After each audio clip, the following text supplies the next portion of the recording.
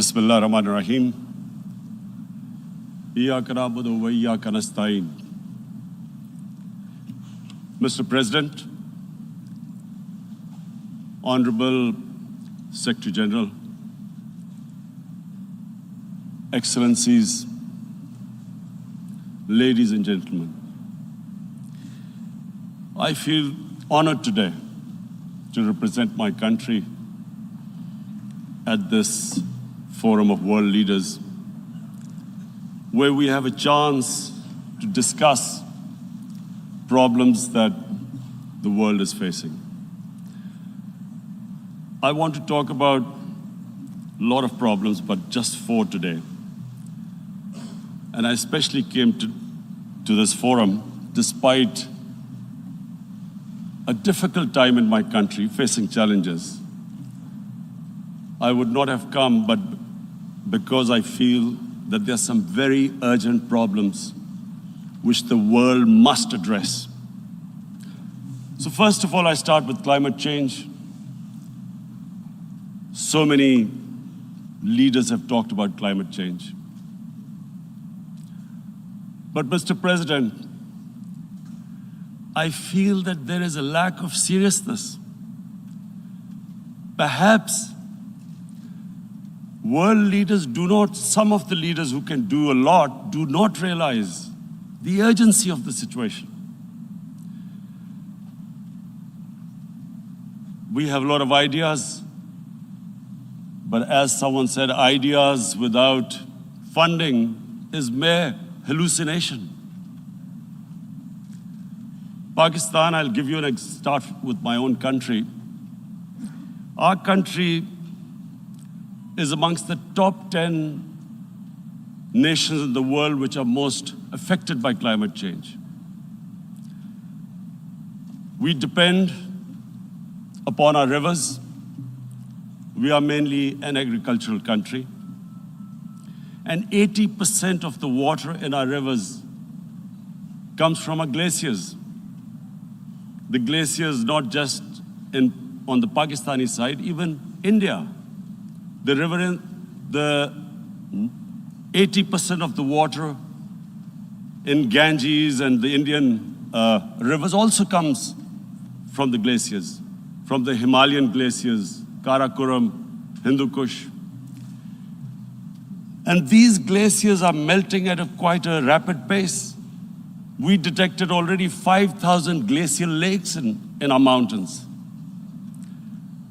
And if this keeps going, if nothing is done, we are scared that humans are facing a huge catastrophe.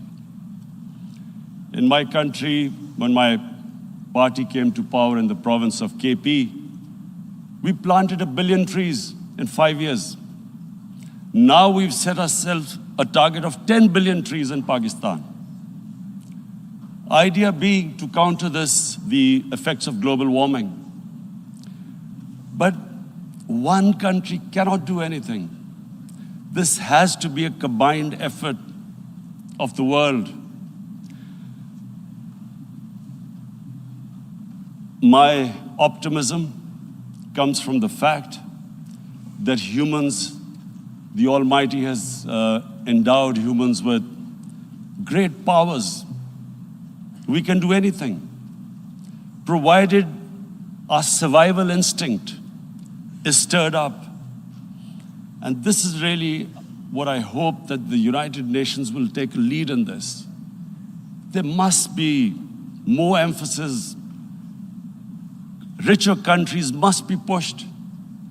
Countries that are mainly responsible for greenhouse gas emissions. They must be pushed because our country contributes minuscule amount to greenhouse gases. So I feel that the United Nations must take leadership in this. My second issue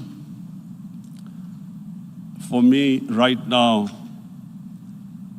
is even more critical. Mr. President, every year, billions of dollars leave the poorer countries and go towards rich countries. billions of dollars siphoned off by the ruling elites of the developing world. And they find their way into Western bank accounts, offshore accounts, tax havens, expensive properties hidden behind companies bought in Western capitals. Mr. President, this is devastating the developing world. This is causing more poverty, debts. It's impoverishing the developing world. The difference between rich and poor countries is growing because of this. Money laundering, which happens because money leaves the poorer countries into rich countries, is not treated the same as, for instance, money from drugs or terror financing. The seriousness which terror financing and money from drugs, the way it is treated, it's not the same. The way the poor countries are being plundered by their elites. It's not happening. In my country, when I took charge of our government a year back, in the 10 years preceding that, our total debt went up 4 times. The debt we had accumulated in 60 years, just in 10 years, it went up 4 times. As a result, the total revenue we collected in 1 year, half of it went into debt servicing. How are we going to spend money on our human beings, 220 million people, when half the money is going into debt servicing? Because our country was plundered by the elites, the ruling elite. And easily they could get the money out. And when Mr. President, we located properties in Western capitals bought by this money through corruption and money laundering, located the properties of these corrupt leaders, we find it so difficult to retrieve it. That money, if we retrieved that money, we could spend on our human beings. But it's so difficult. The laws protecting these criminals. We do not have the sort of money to have expensive lawyers and spend millions and millions of dollars. We need help from the rich countries. And Mr. President, it's critical. The rich countries must show political will. They cannot allow this to happen. How can the poor countries spend money on human development, which the United Nations asks, SDG? How are we going to do it when this money can easily leave our countries? So, unless the rich countries intend to build walls to stop economic refugees coming as we see right now, they must take action. They must take action now. It must be a deterrent. Corrupt ruling elites should not be able to take money out easily and park it into foreign bank accounts and into these properties abroad. And I never understand why. Why do we have these tax havens? Why is this allowed? Why shouldn't rich people pay taxes? Why is it legal to have these tax havens where you have these secret accounts? Because, world is changing. The population of the world is growing. Sooner or later, you're going to have a crisis. If the poor get poorer and the rich get richer, there is going to be a crisis sooner or later. So this is my second point. I hope that the United Nations takes a lead in this. It involves the IMF, the World Bank, Asian Development Bank. They must find a way of stopping this plunder of the developing world. My third point is Islamophobia. There are 1.3 billion Muslims in this world. There are millions of Muslims living in other countries, European countries, in the US, as minorities. Islamophobia since 9/11 has grown at a pace where it is alarming. Human communities live together.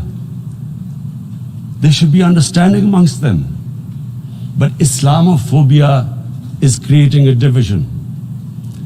Muslim women wearing hijab, it's become an issue. It's become an issue in some countries. Hijab is some sort of a weapon. A woman can take off her clothes in countries, but she can't put on more clothes. How is this happening? Because of Islamophobia. And how did this Islamophobia start? After 9/11. And why did it start? Because certain Western leaders equated terrorism with Islam. Islamic terrorism. Radical Islam. What is radical Islam? There is only one Islam, and that is the Islam we follow of Prophet Muhammad sallallahu alaihi wasallam. There is no other Islam. Radical Islam, Islamic terrorism, what message did they send to people in the West, and why is there Islamophobia?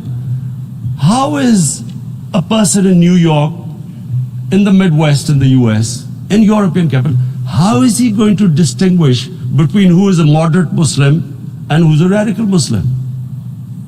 Because terrorism has nothing to do with any religion.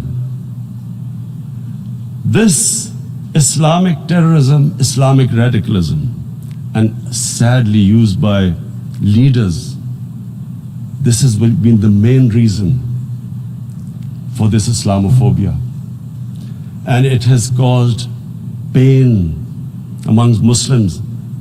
We in Muslim countries watch this Islamophobia traveling abroad, and it's getting worse. And may I just say, Mr. President, that in European countries, it is marginalizing Muslim communities. And we all know that marginalization leads to radicalization. Some of the people who ended up as militants in Syria and other places were from marginalized Muslim communities.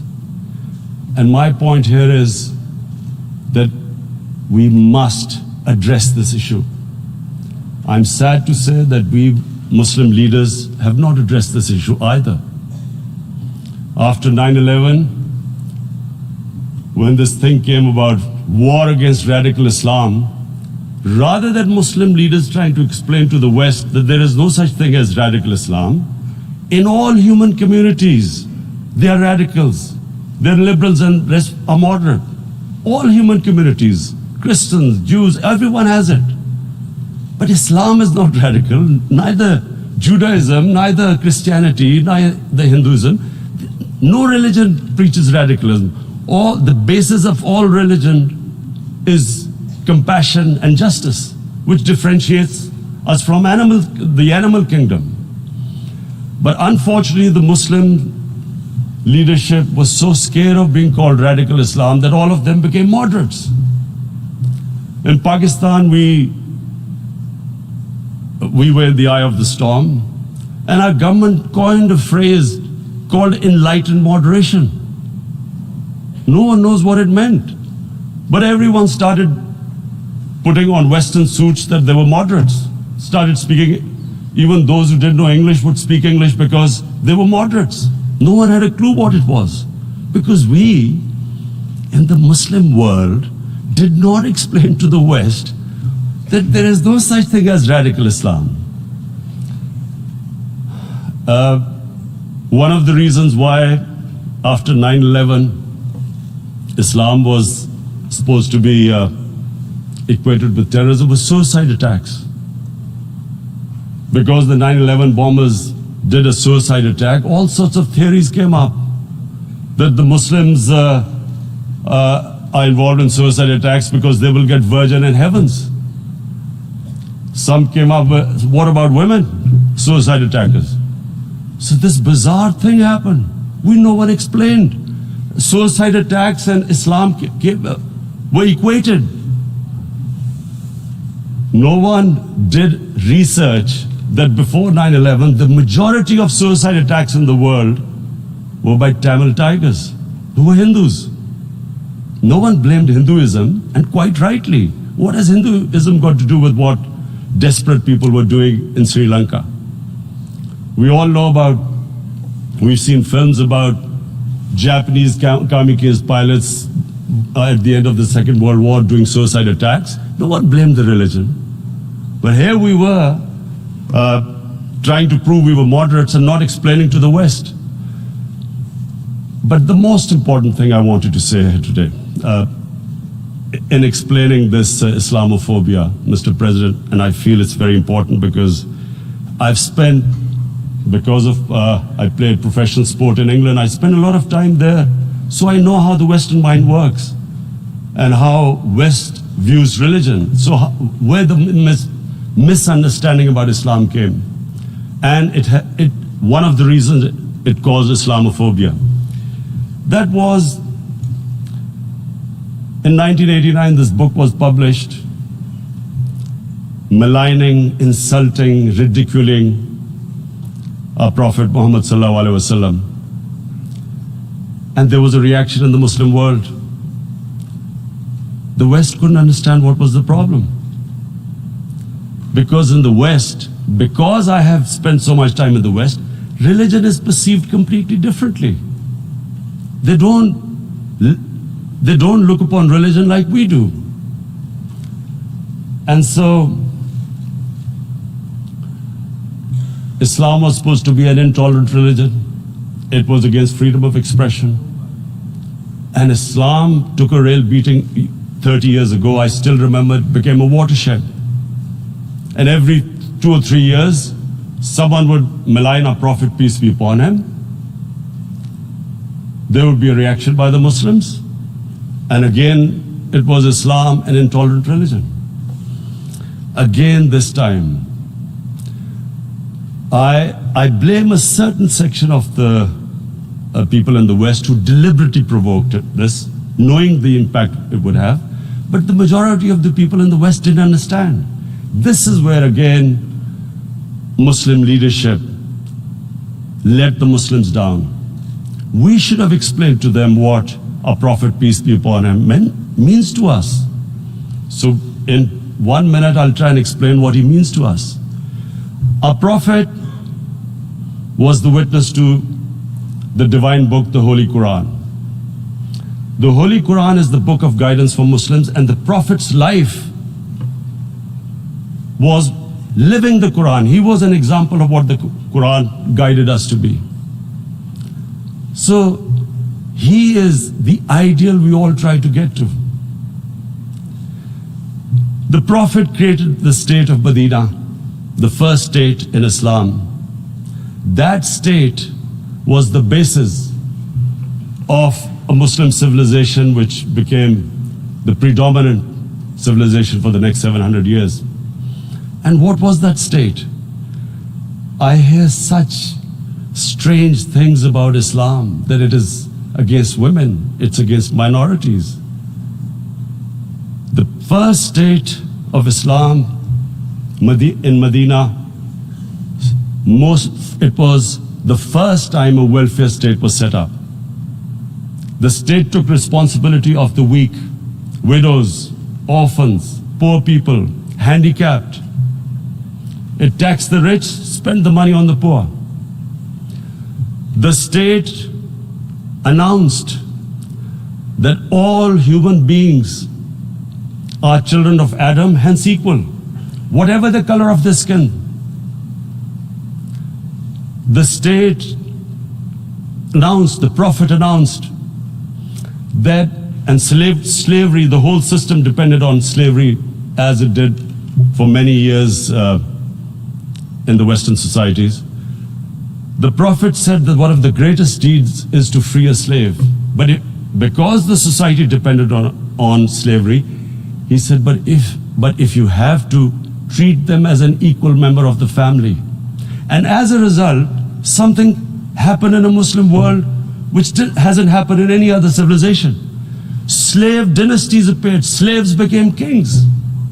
The Mamluks, slaves who ruled Egypt. In India, there were slave dynasties. And then, with minorities, again, you hear that Islam is supposed to be against minorities. Let me just make this clear. In Islam, the Prophet announced that everyone was free to practice his religion. It was a sacred duty to protect the places of worship of all religions. He announced that every person is equal in front of law, whatever his religion or his color. And this incredible case, and I always quote this, that the fourth Khalifa, the head of state of Medina, he lost a court case against a Jewish citizen. So, number one, it showed there was a rule of law, no one was above law. And number two, that a Jewish citizen was an equal citizen. So, Mr. President, when a Muslim society is unjust to its minorities, it is going against the religion of Islam and our Prophet, peace be upon him. So, it is important to understand this. The Prophet lives in our hearts. When he's ridiculed, when he's insulted, it hurts. As we human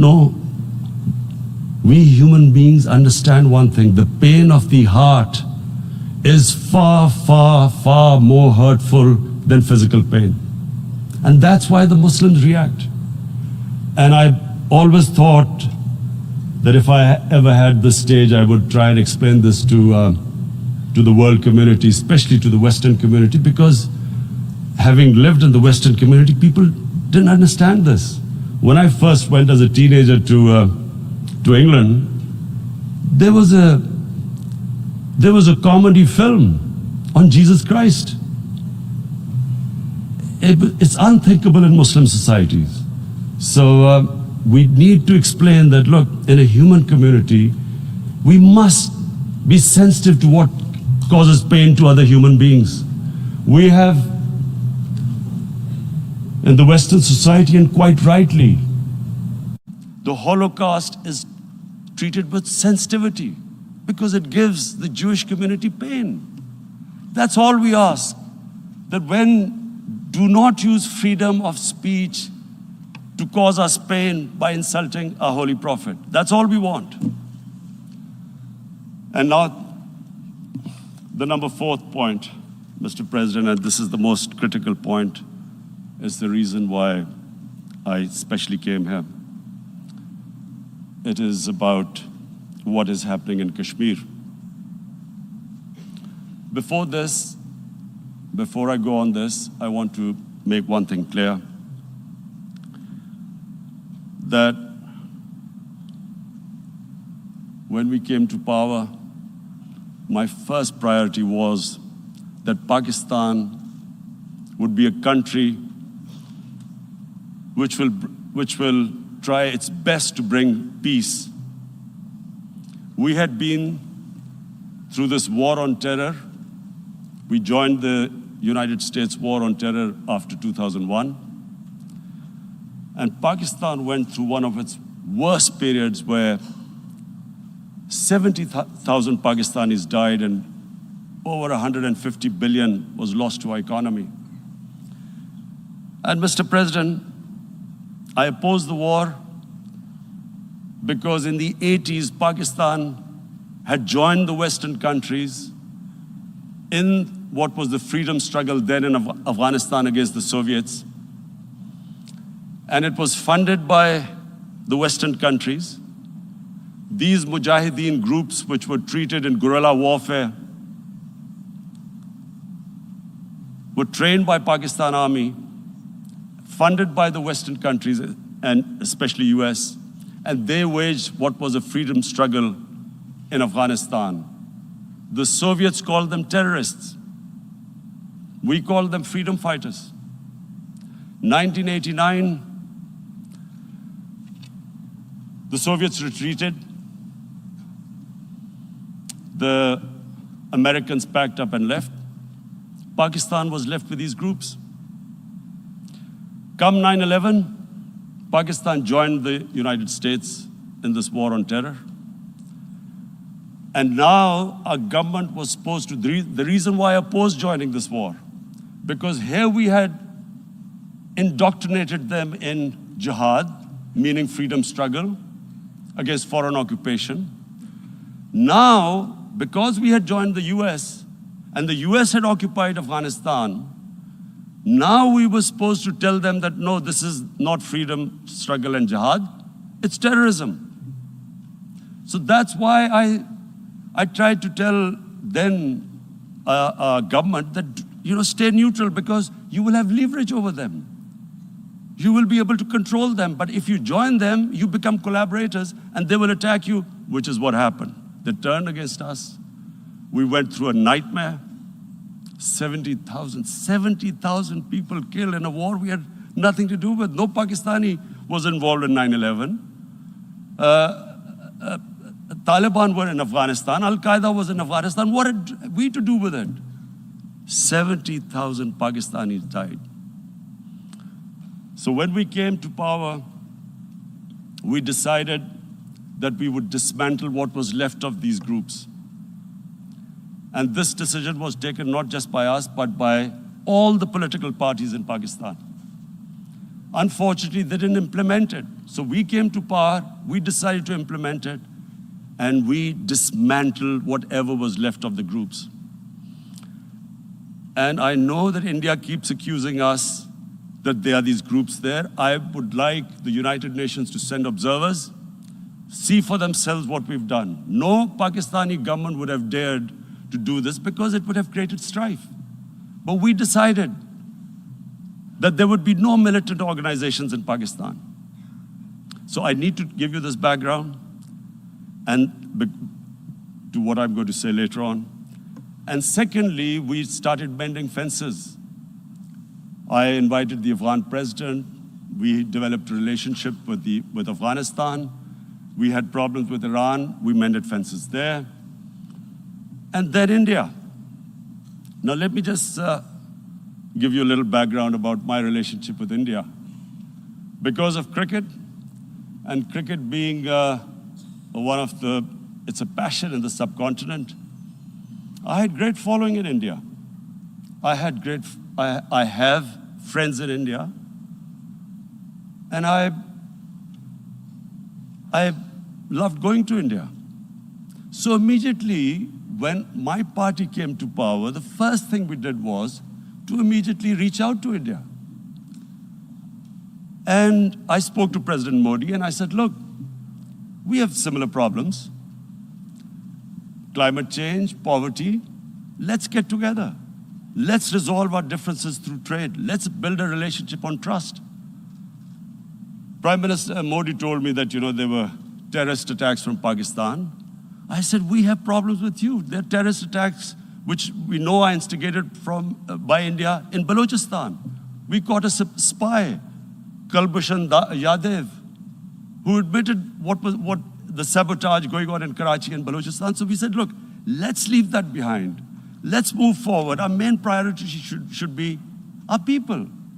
The highest number of poor people live in the Indian subcontinent. Unfortunately, didn't make any headways. Our foreign minister was supposed to meet on this in the UNGA last year. India canceled it.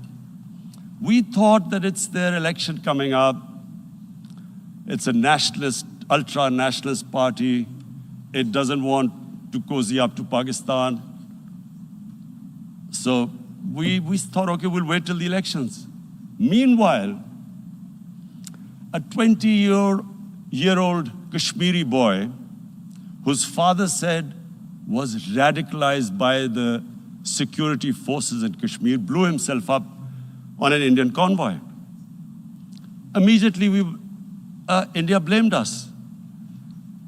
I spoke to the Indian public on television. I said, if you give us any iota of proof, we will immediately take action because we've clamped down on these groups. Rather than sending us any proofs, they sent their jets in, they bombed us. We retaliated. A jet, 2 of their planes were shot down, 1 pilot bailed out in Pakistan. We immediately returned the pilot, saying that, look, we do not want any escalation. Rather than taking that as a peace gesture, the entire campaign, almost the entire campaign of Mr. Modi in the election was how he had taught Pakistan a lesson that jets had killed 350 terrorists.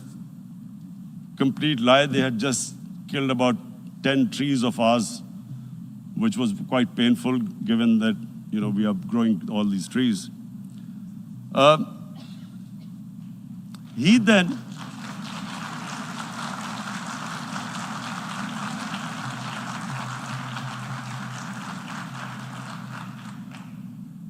the election campaign, Mr. Modi used words like, this is just a trailer. The movie is about to start. I went into Pakistan and taught them a lesson. This was the election campaign. Okay, so we thought, us politicians make all these statements to win elections. So, okay, after elections, we'll get back to our normal relationship.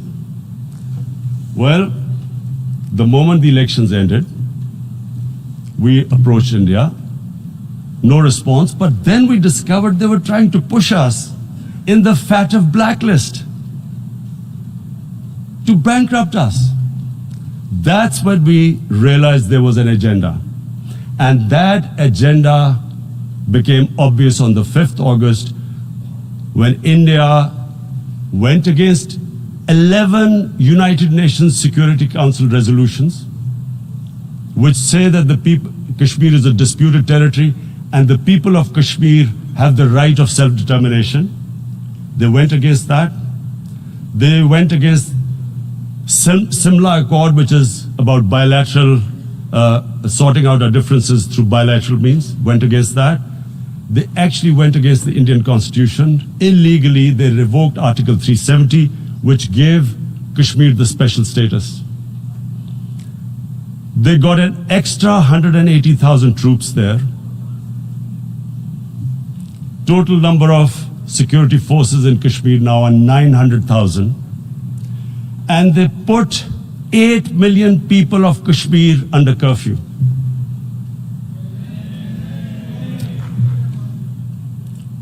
Mr. President,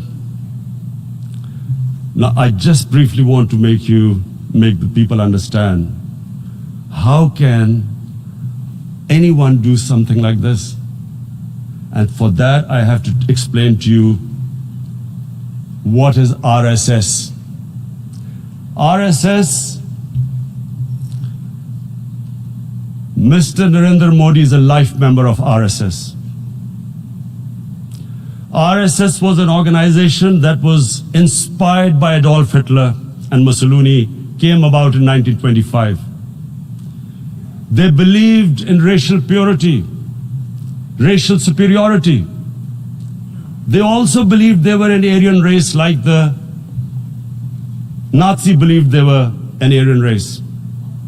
All that I'm saying can be verified. This is the time of information revolution. You can Google all this, what I'm saying. But it is very important for me to explain this to you so you know what is happening in India.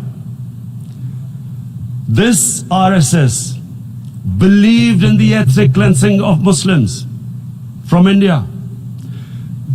At one point, there was racial superiority of the Hindu race. Secondly, it was hatred for the Muslims and for the Christians because they believed that this golden age of Hindu civilization was stopped because of Muslim rule centuries back and then the British rule of India. So it was racial superiority and hatred for Muslims and Christians. This is openly stated. You look at the founding fathers of RSS, Golwalkar and Savarkar. Just Google them and you'll find out. And this ideology of hate is what murdered the great Mahatma Gandhi in 1948.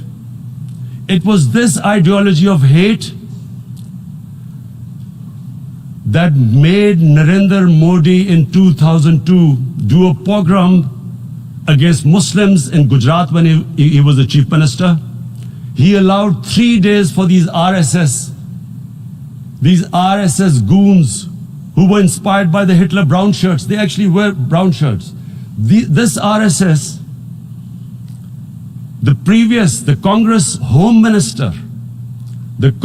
Home Minister gave a statement that in RSS camps, terrorists are being trained. And these terrorists butchered 2,000 Muslims and 150,000 Muslims were made homeless. Narendra Modi could not travel to the US because of that. And I need to make you understand this background before I explain to you that what sort of a mindset would lay siege to 8 million people with 900,000 troops. Women, children, sick people, locked in as animals. In fact, of what I know of England, if 8 million animals were locked in, the RSPCA would have made a lot of noise about it. These are human beings.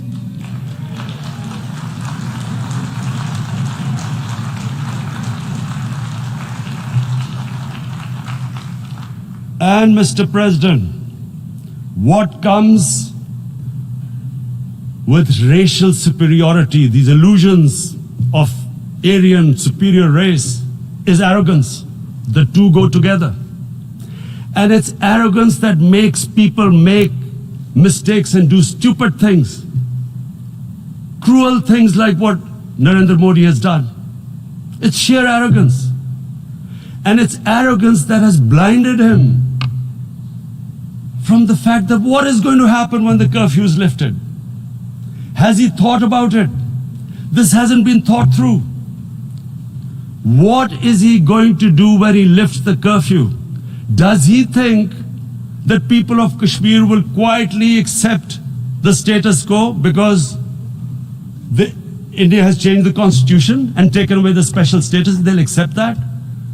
Mr. President, 100,000 Kashmiris have died in the past 30 years because they were denied the right given by the United Nations, the right for self-determination.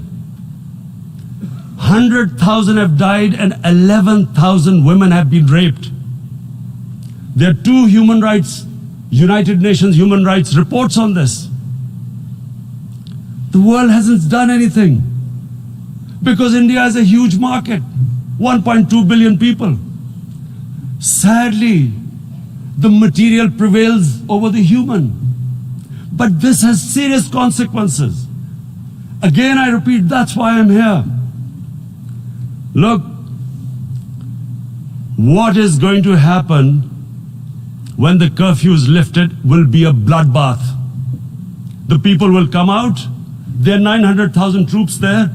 They haven't come to, as Narendra Modi says, he's done this for prosperity of Kashmir. This is supposed to be for the development. These 900,000 troops, what are they going to do when they come out? There'll be a bloodbath. Has he thought it through what happens then? Mr. President, has anyone thought that what happens when there is a bloodbath? What do you think the impact will have on people of Kashmir? What do you think they will think? The way they have been boxed in their houses, treated like worse than animals, no rights. Thousands of all their political leadership has been arrested, taken out of Kashmir. Even those Kashmiri leaders who were pro-India have been taken out. 13,000 boys have been picked up and taken to God knows which destinations.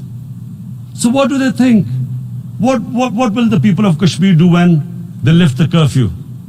They will be out in the streets. And what will these soldiers do? They will shoot them. They've already used pellet guns, blinded young boys.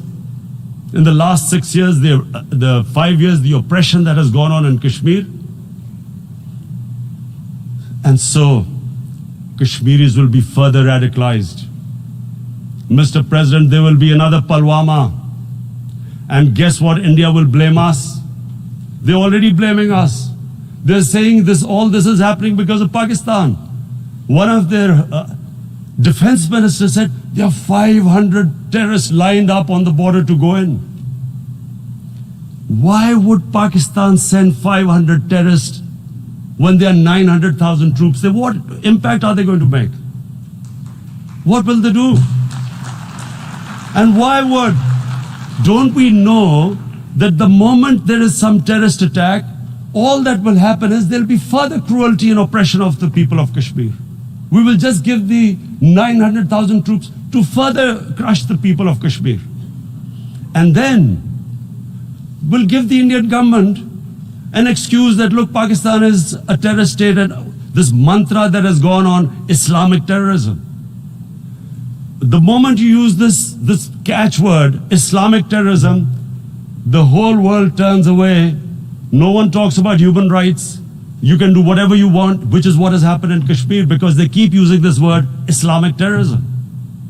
And this is what they're doing right now. What do we benefit from further increasing the cruelty on the people of Kashmir? And why would we want this? But there is no other narrative left for India. As when they lift the curfew, whatever happens, Pakistan will be blamed, and there is always a danger of another Pulwama. They might come and bomb us again, and then another cycle might start. And what does Narendra Modi think? That 180 million Muslims of India are thinking right now. Aren't they watching these Kashmiris stuck inside for 55 days they've been stuck in? Aren't they watching? What do you think? Don't you think that the Muslims will be radicalized in India? And I'm talking about 180 million people. And when they get radicalized, there will be some incident in India somewhere down the line. Again, we will be blamed. And I'm warning you right now, again, we will be blamed. And Mr. President, what about 1.3 billion Muslims who are watching this? And they know that it is only happening in Kashmir because they're Kashmiri Muslims. This is not happening to Kashmiri Hindus. They know that this is happening because of their religion. So what do you think they will be thinking? What do you think the Jewish community would think if they were, forget 8,000 Jews stuck like this? What do you think Europeans would think? What do we think? I mean, any human community, if their members are stuck like that, what do you think they will think? Are we a children of a lesser God? Is it not going to cause us pain? And then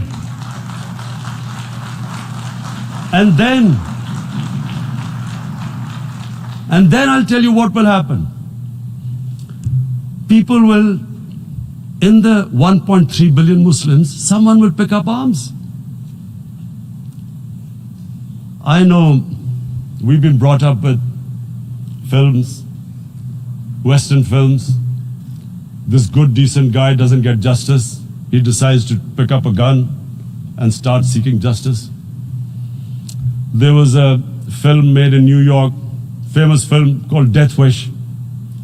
This guy gets mugged by and his family, his wife gets killed or something. He can't get justice. He picks up a gun and he goes around shooting muggers. And the whole cinema cheers him on. So what do you think the Muslims are thinking right now? if there is a bloodbath, there will be Muslims becoming radicals, not because of Islam, but because of what they will see, that there's no justice when it comes to Muslims. There were Rohingya Muslims, Myanmar, who are, God knows, almost 1 million people out, ethnic cleansing. What was the response of the world community? So what do you think will be the response of 1.3 billion Muslims? I picture myself. I'm in Kashmir. I've been locked up for 55 days. I've heard about, and there are rapes, Indian Army going into homes, soldiers. Would I want to live this humiliation? Would I want to live like that? I would pick up a gun. You're forcing people. You are forcing people into radicalization. When people lose the will to live, what is there to live for? And this is what, if you can do this to human beings, you are actually radicalizing people. And so, Mr. President, I want to repeat here, this is one of the most critical times.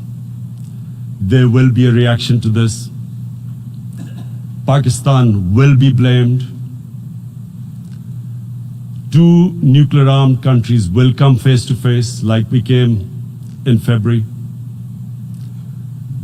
And before we head in that direction, the United Nations has a responsibility. This is why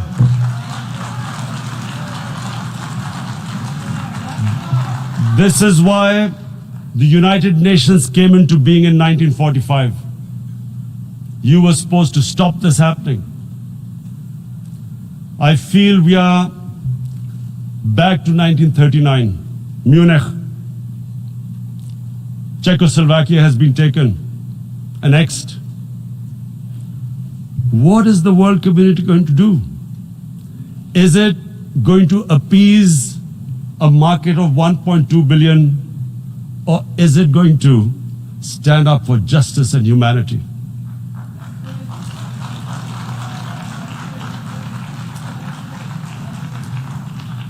If this goes wrong, you hope for the best, but be prepared for the worst. If a conventional war starts between the 2 countries, Mr. President, if a conventional war starts, and anything could happen, but supposing a country 7 times smaller than its neighbor is faced with the choice, either you surrender or you fight for your freedom till death, what will we do? I ask myself this question. And my belief is, La ilaha illallah, there is no God but one. And we will fight. And when